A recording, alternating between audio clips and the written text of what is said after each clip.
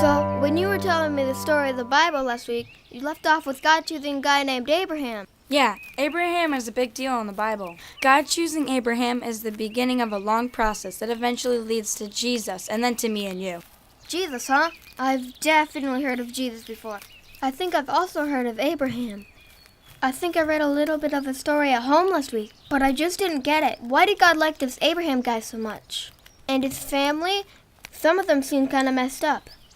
I'm not sure. It seems like Abraham trusted God, so that might have been part of it. Just because someone isn't perfect doesn't mean God doesn't want them to know him, you know? In fact, God used some pretty imperfect people to do some pretty amazing stuff. Why don't you get the fire started, and we'll tell you what happens next.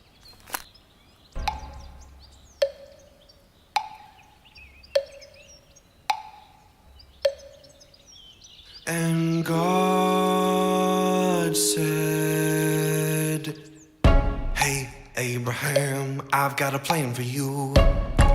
Gonna make your children into a great nation and bless the world through you." Hey, Abram said, "I think you're a little confused, 'cause I don't have children and my wife Sarah is way too old to."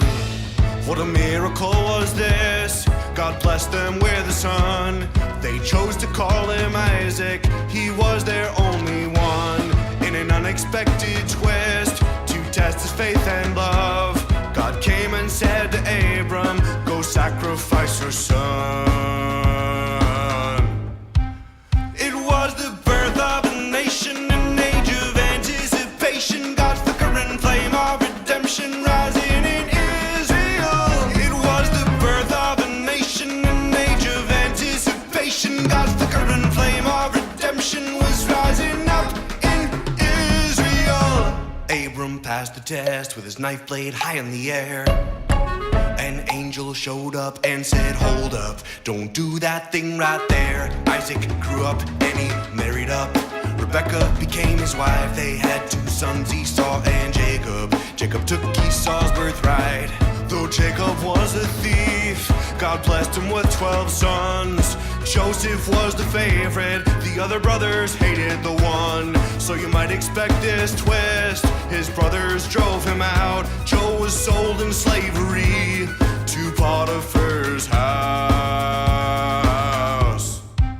It was the birth of a nation, an age of anticipation, God's flickering flame of redemption rising in Israel. It was the birth of a nation, an age of anticipation, God's flickering flame of redemption was rising up in Israel. Joseph rose in Potiphar's house till Potiphar's wife got Joe kicked out. Into the dungeon Joe was thrown till dreams brought Joe to Egypt's throne. Joe reigned beside the Pharaoh years and years till famine struck the world and hungry brothers appeared. Joe could have heard them, they all understood. Joseph said, "What you meant for evil, our God meant for good." It was the birth of a nation, an age of anticipation, God's flickering flame of redemption rising in Israel. It was the birth of a nation, an age of anticipation, God's flickering flame of redemption was rising up in Israel. Joe's brothers came to Egypt as their home. Their families grew and they multiplied till they were powerful and strong. The promise came that God made years ago. Abraham's great-great-great-great-grandchildren were now the nation of Israel.